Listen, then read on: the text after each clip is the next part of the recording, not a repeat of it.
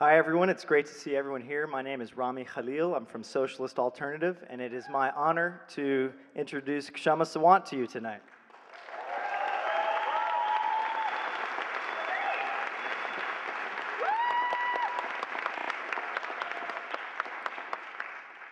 Kshama is the Socialist Alternative candidate for the Washington State House of Representatives in District 43. She's running against the Washington State Speaker of the House, Frank Chop, who is the most powerful legislator in our state.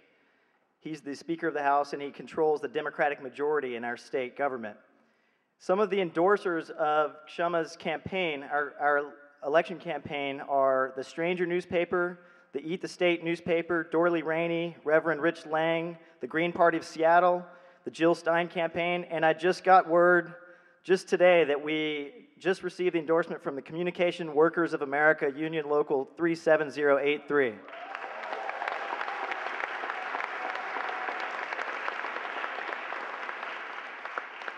Kshama is an economics professor at Seattle Central Community College. She's also been a teacher at Seattle University, and she's a member, therefore, of the, well, at least at Seattle Central Community College, of the union there, the American Federation of Teachers Local 1789. She comes out of the Occupy Wall Street movement, and she's a tremendous fighter for the interests of workers, women, people of color, LGBTQ people, and it's my honor and pleasure to introduce you to her tonight. So please join me in welcoming her.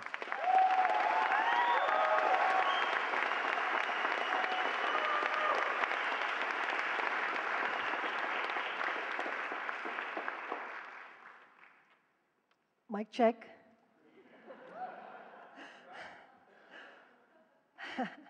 Thank you, Rami, for that very generous introduction. I will try to live up to that expectation.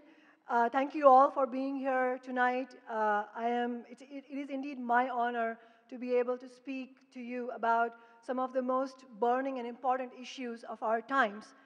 And I also wanted us to recognize that we are today in historic times. You know, we have just been through the Arab Spring with the Tunisian and Egyptian revolutions. We've been through the Wisconsin uprising and the Occupy movement, which finally, after so many decades, broke the silence on the deep inequality that pervades our society, the corporate domination, the financial oligarchy, the rapaciousness and greed with which corporations have been looting not only this country but this entire planet. So we are indeed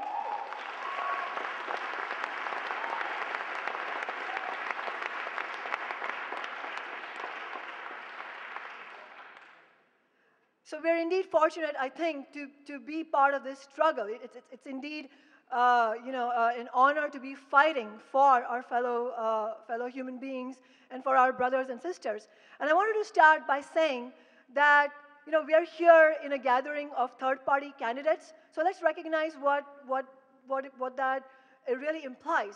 So if we are living in an era of struggle of the Occupy movement, we are in an era where we are facing the worst economic crisis since the Great Depression.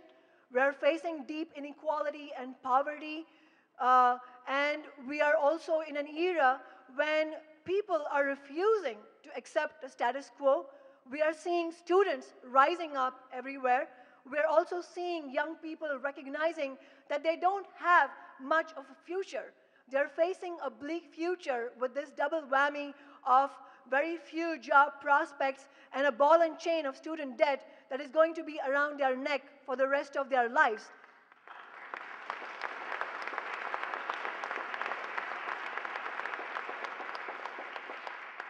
And in such an era, if a party that has been around for decades and decades and claims to represent the progressive agenda and claims to represent the working class, if such a party is not able to sweep the floor in the elections against a robber baron, Mr. 1% buffoon venture capitalist, then they have themselves to blame.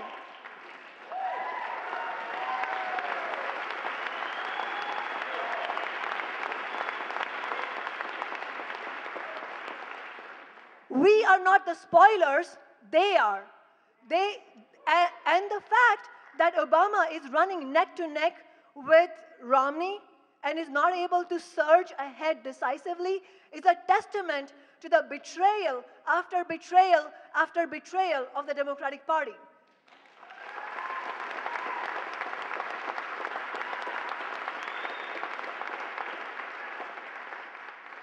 And it's no different here. I mean, we're running a state race, but it's no different here. And in fact, I would say that we have a stronger case to indict the role of the Democratic Party because they have been in the majority. They have held the governor's mansion for well over a decade. And look at what they have given us. They have given us massive cuts to higher education, the almost decimation of basic health and the disability lifeline. And they're telling us that, you know what, we need to do these things. Chop, our opponent, Frank Chop, who is the Speaker of the House, is often going on the campaign trail saying, he stood next to me several times and said that I have saved basic health. That means that I have pulled out a few crumbs for you lesser mortals while I am fulfilling my real agenda, which is to be a servant to my corporate masters.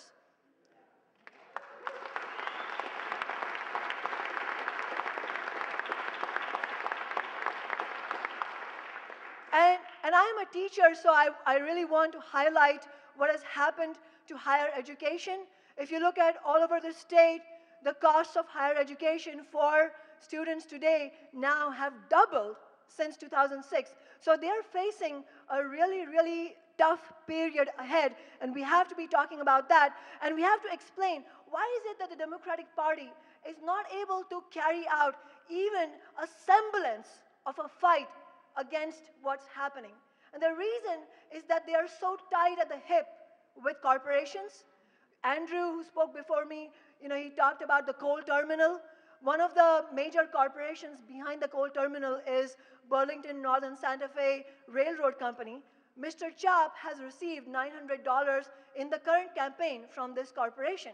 But that is just one really tiny grain of sand in the ocean of evidence that you can see that if a party is taking corporate money, then they are going to be beholden to that corporate agenda. And the sooner we wake up to that reality, the better for us.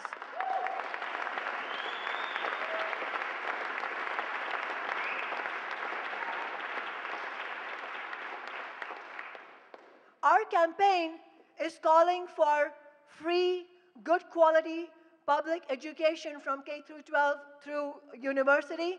We're calling for single-payer health care.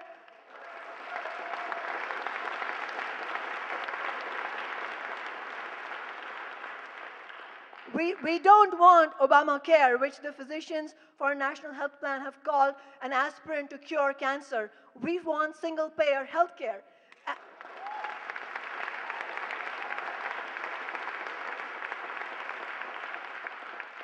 And we know it can be done.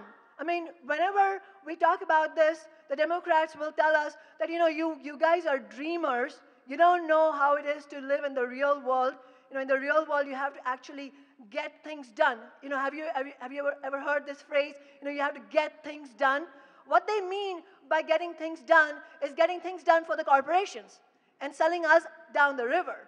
So we have to reject that logic. We're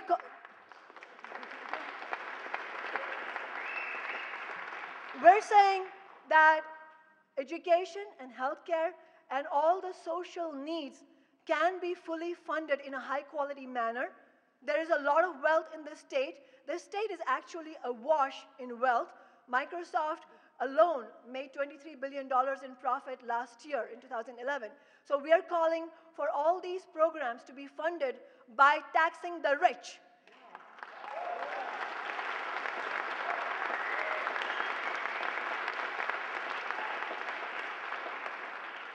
Tax the super rich, tax the big corporations, tax all those entities who have been bleeding us dry for all these decades. We're the ones doing all the work, they take all the profit, and we have to say enough to that whole idea. But the moment you say that, the Democrats and other people will say, well, you know, if you tax the rich, they're the job creators. They're going to leave the state. What are you going to do then?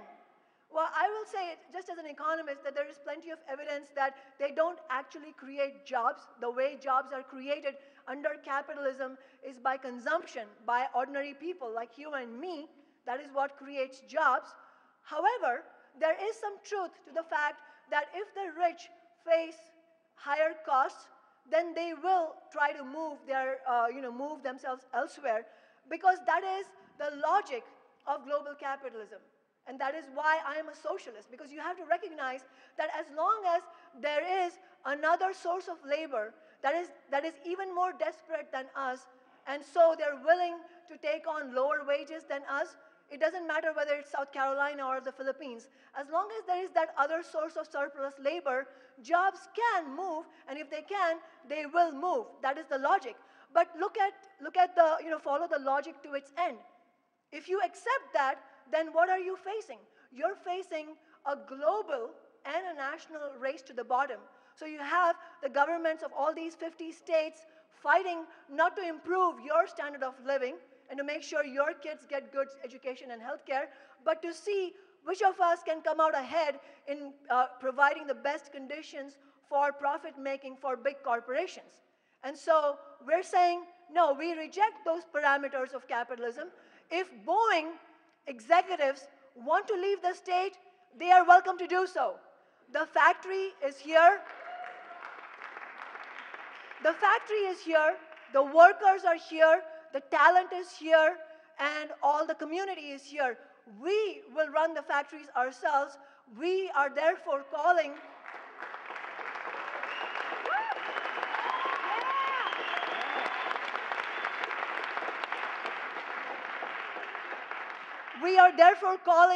for the democratic public ownership by workers and by the community of their workplaces, of the big corporations. We don't need those big bosses. They're not the ones doing the work anyway. So I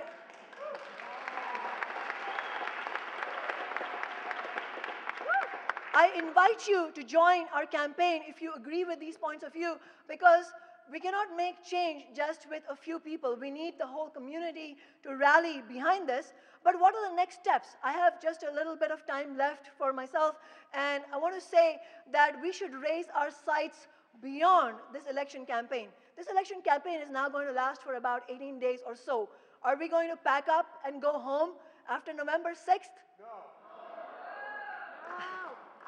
That's what I want to hear, but I want it to be louder, but that's good. So what are we going to do? Where are we going to go from here? And I think we need to recognize that even though we as socialists and activists are running this election campaign, elections are not the most favorable terrain for activists. We are doing this as a tool to reach out to people out there who we know agree with us, but may not think that somebody else agrees with them. So we're trying to reach out to the community, but ultimately it is mass movements that shake things up. And so we need to take the word out and participate in mass movements. And we are also calling for running a slate of candidates in a similar fashion like our campaign in 2013 for the Seattle City Council races and hopefully for the mayoral races. We think that the left needs to come together and together fight the corporate agenda.